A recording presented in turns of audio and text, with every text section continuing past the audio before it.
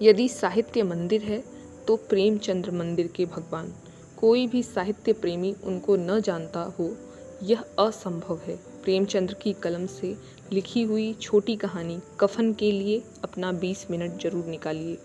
यदि आप साहित्य से प्रेम करेंगे तो वह आपके अंदर ऐसा भाव जगाएगा जिसकी आपने कल्पना भी नहीं की होगी। कहानी को पढ़ने से पहले इसकी भूमिका बताए देती हूँ। इस कहानी के 3 मुख्य पात्र हैं, घीसू, बुधिया और माधव। बुधिया एक स्त्री है जो प्रसव पीड़ा से पीड़ित है और जीवन के अंतिम सांस गिन रही है। घीसू उसका ससुर है, माधव उसका पति है। कहानी का शीर्षक है कफन, जिसे मुंशी प्रेमचंद्र ने लिखा है।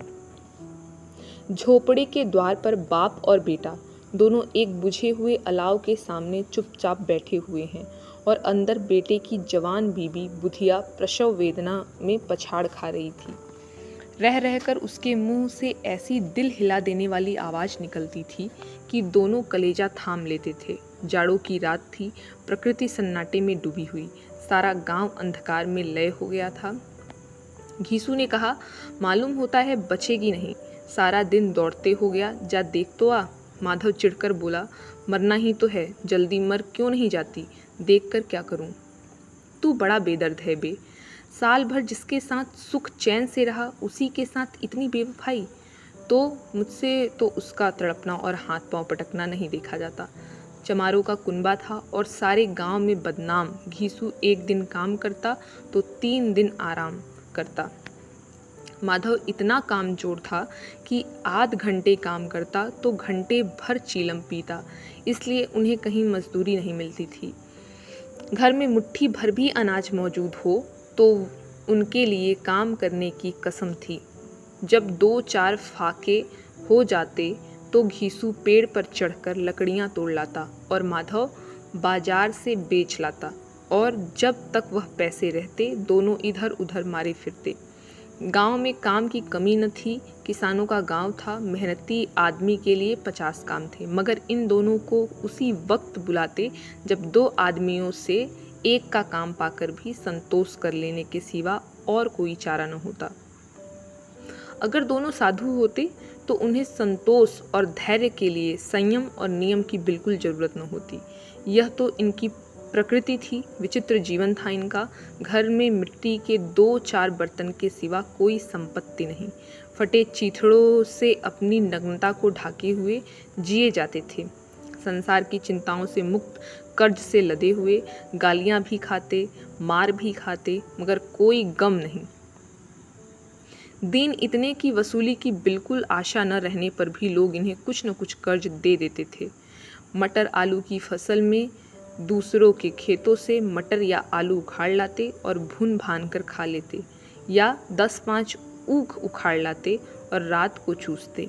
घीसू ने इसी आकाश वृत्ति से 60 साल की उम्र काट दी और माधव भी सपूत बेटे की तरह बाप ही के पद चिन्हों पर चल रहा था, बल्कि उसका नाम और भी उजागर कर रहा था। इस वक्त भी दोनों अलाव के सामने बैठकर आलू भून रहे थे, जो कि किसी खेत से खोद लाए थे। घीसू की स्त्री का तो बहुत दिन हुए देहांत हो गया था। माधव का ब्याह पिछले साल हुआ था।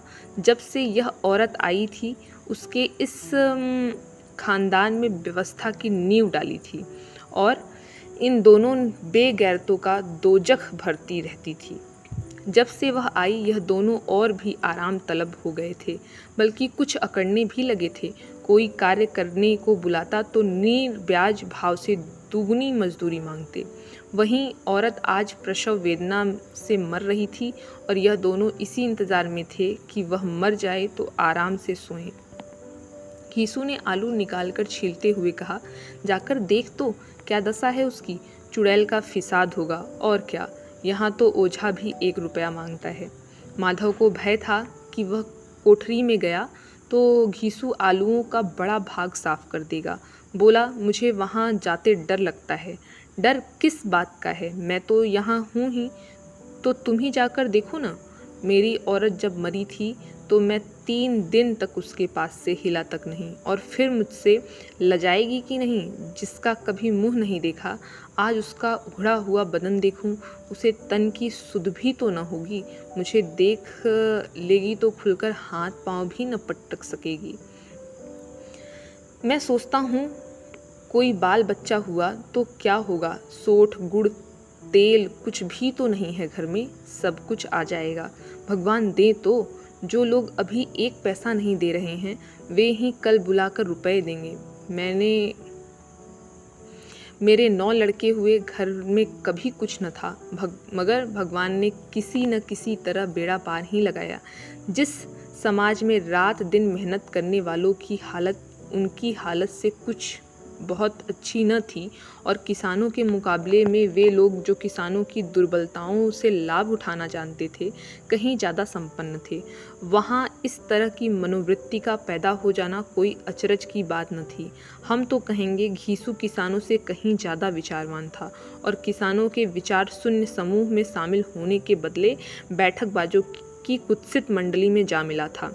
हाँ, उसमें यह शक्ति न थी कि बैठकबाजों के नियम और नीति का पालन करता, इसलिए जहाँ उसकी मंडली के लोग गांव के सरगना और मुखिया बने हुए थे, उस पर सारा गांव उंगली उठाता था। फिर भी उसे यह तस्कीन तो थी ही कि अगर वह फटे हाल है तो कम से कम उसे किसानों की सी जी तोड़ मेहनत तो नहीं करनी पड़ती, और उसकी सरलता और निरीहता से दूसरे लोग बेजा फ़ायदा तो नहीं उठाते। दोनों आलू निकाल कर जलते जलते खाने लगे। कल से कुछ नहीं खाया था, इतना सब्र न था कि ठंडा हो जाने दें। कई बार दोनों की ज़बानें जल गई। छिल जाने पर आलू का बाहरी हिस्सा ज़बान, हलक और तालू को जला देता था, और उस अंगारे को मुंह में रखने से ज़्यादा खैरियत इसी में थी कि वह अंदर पहुंच जाए। वहाँ उसे ठंडा करने के लिए काफ़ी सामान थे, इसलिए दोनों जल्द जल्द निगल जाते। हालांकि इस कोशिश में उनकी आंखों से आंसू निकल आते। घीसू को उस वक्त ठाकुर की बारात याद आई जिसमें 20 साल पहले वह गया था। उस दावत में उसे जो तृप्ति मिली थी वह उसके जीवन में एक याद रखने लायक बात थी, और आज भी उसकी याद ताज़ी थी। बोला वह भोज नहीं भूलता। तब से फिर उस तरह का खाना और भरपेट नहीं मिला। लड़की वालों ने सबको भरपेट पूड़ियाँ खिलाई थी, सबको, छोटे बड़े सबने पूड़ियाँ खाई, और असली घी की चटनी, रायता, 3 तरह के सूखे साग, एक रसेदार तरकारी, दही, चटनी, मिठाई। अब क्या बताऊं कि उस भोज में क्या स्वाद मिला। कोई रोक टोक नहीं थी, जो चीज़ चाहो मांगो, जितना चाहो खाओ। लोगों ने ऐसा खाया कि किसी से पानी न पिया गया, मगर परोसने वाले हैं कि पत्तल में गर्म गर्म गोल गोल सुवासित कचौड़ियाँ डाल देते हैं। मना करते हैं कि नहीं चाहिए, पत्तल पर हाथ रोके हुए हैं, मगर वह हैं कि दिए जाते हैं। और जब सबने मुंह धो लिया तो पान इलायची भी मिली, मगर मुझे पान लेने की कहाँ सुध थी। खड़ा हुआ न जाता था, चटपट जाकर अपने कंबल पर लेट गया। ऐसा दिल दरियाव था वह ठाकुर। माधव ने इन पदार्थों का मन ही मन मजा लेते हुए कहा, अब हमें कोई ऐसा भोज नहीं खिलाता। अब कोई क्या खिलाएगा, वह जमाना दूसरा था। अब तो सबको किफ़ायत सूझती है। शादी ब्याह में मत खर्च करो, क्रियाकर्म में मत खर्च करो। पूछो गरीबों का माल बटोर बटोर कर कहाँ रखोगे। बटोरने में तो कमी नहीं है, हाँ खर्च में किफ़ायत सूझती है। तुमने 20 पूरियाँ खाई होंगी, 20 से ज़्यादा खाई थी। मैं 50 खा जाता, 50 से कम मैंने न खाई होंगी। अच्छा पका था, तू तो मेरा आधा भी नहीं है।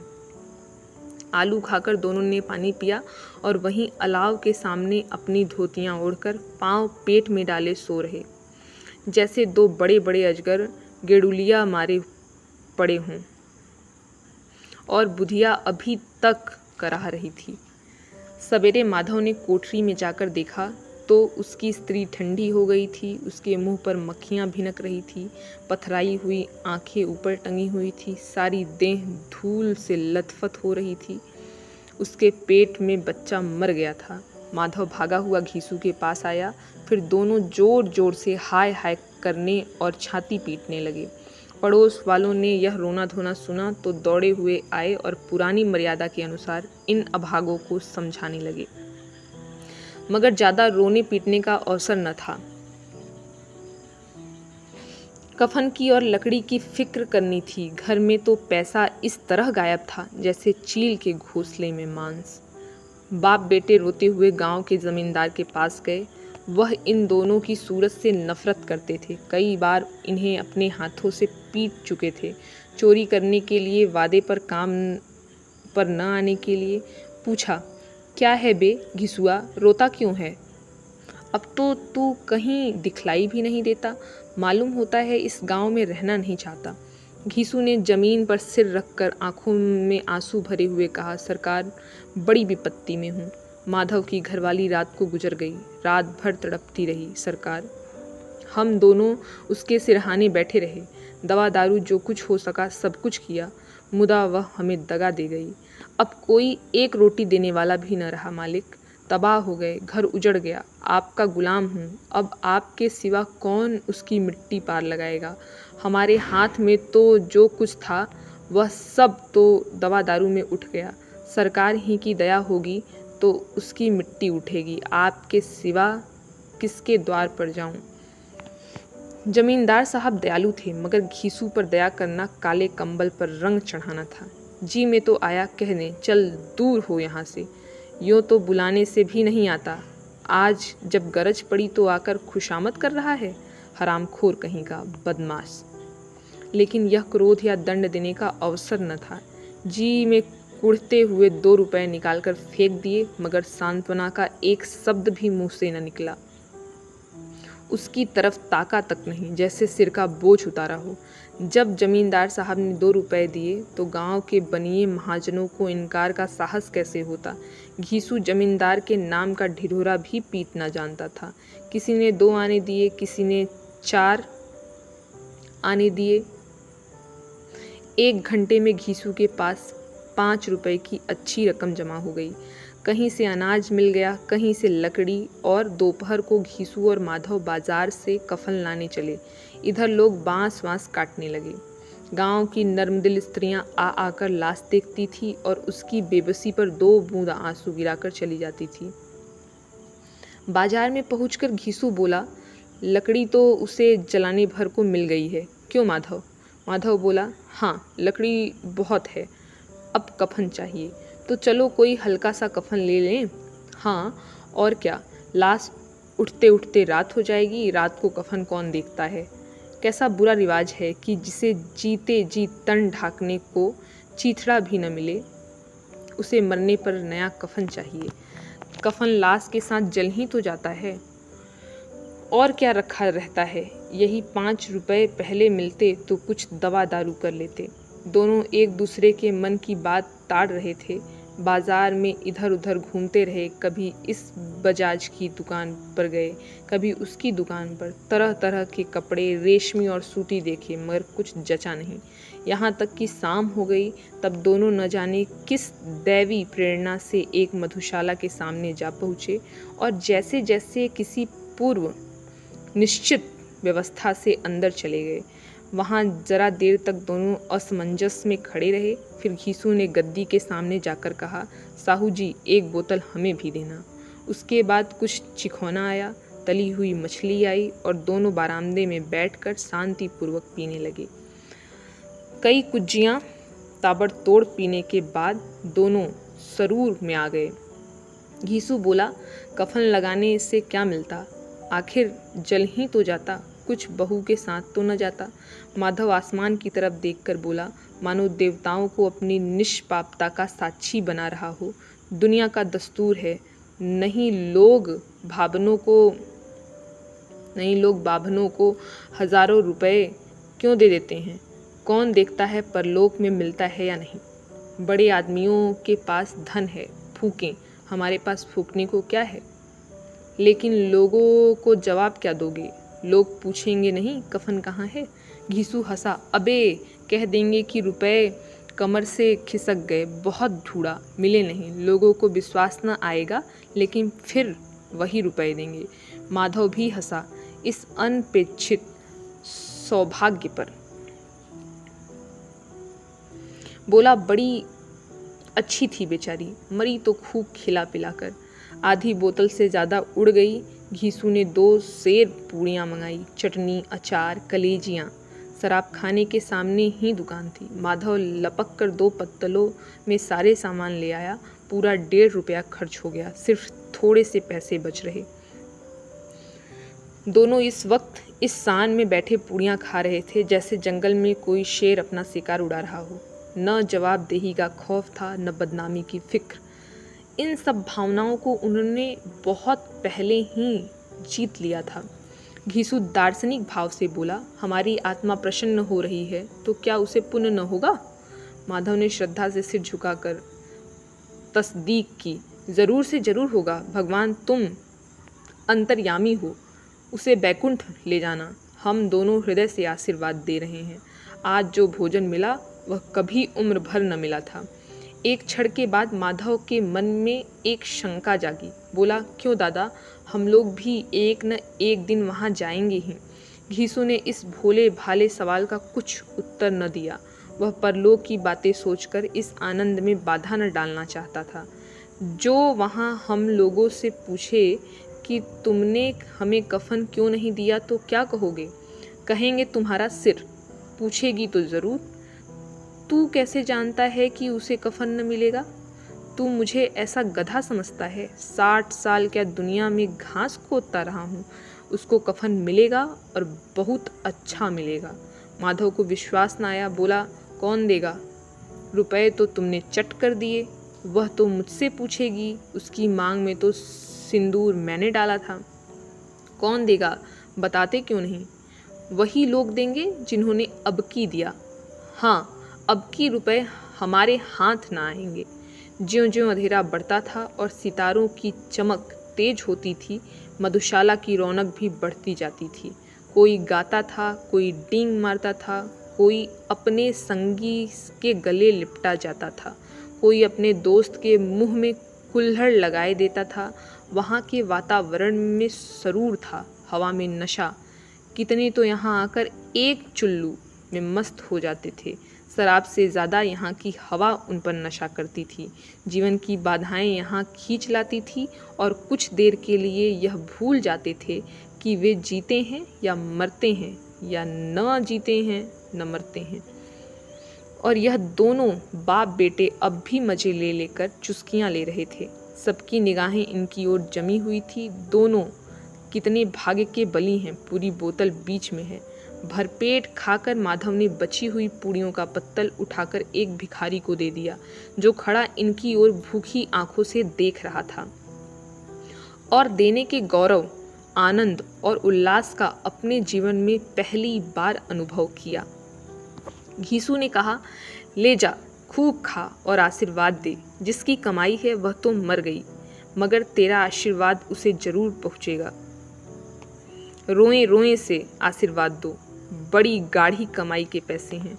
माधव ने फिर आसमान की तरफ देखकर कहा, वह बैकुंठ में जाएगी दादा, बैकुंठ की रानी बनेगी। घीसू खड़ा हो गया और जैसे उल्लास की लहरों में तैरता हुआ बोला, हाँ बेटा, बैकुंठ में जाएगी। किसी को सताया नहीं, किसी को दबाया नहीं। मरते मरते हमारी ज़िंदगी की सबसे बड़ी लालसा पूरी कर गई। वह न बैकुंठ जाएगी तो क्या ये मोटे मोटे लोग जाएंगे, जो गरीबों को दोनों हाथों से लूटते हैं और अपने पाप को धोने के लिए गंगा में नहाते हैं और मंदिरों में जल चढ़ाते हैं। श्रद्धालुता का यह रंग तुरंत ही बदल गया। अस्थिरता नशे की खासियत है। दुख और निराशा का दौर हुआ। माधव बोला, मगर दादा, बेचारी ने जिंदगी में बड़ा दुख भोगा, कितना दुख झेल कर मरी। वह आंखों पर हाथ रखकर रोने लगा, चीखे मार मार कर। घीसू ने समझाया, क्यों रोता है बेटा? खुश हो कि वह माया जाल से मुक्त हो गई, जंजाल से छूट गई। बड़ी भाग्यवान थी जो इतनी जल्द मोह माया के बंधन तोड़ दिए। और दोनों खड़े होकर गाने लगे, ठगनी क्यों नैना झमकावे, ठगनी। पियक्कड़ों की आंखें इनकी ओर लगी हुई थी और यह दोनों अपने दिल में मस्त गाए जाते थे। फिर दोनों नाचने लगे, उछले भी, कूदे भी, गिरे भी, मटके भी, भाव भी बताए, अभिनय भी किए और आखिर नशे में मदमस्त होकर वहीं गिर पड़े।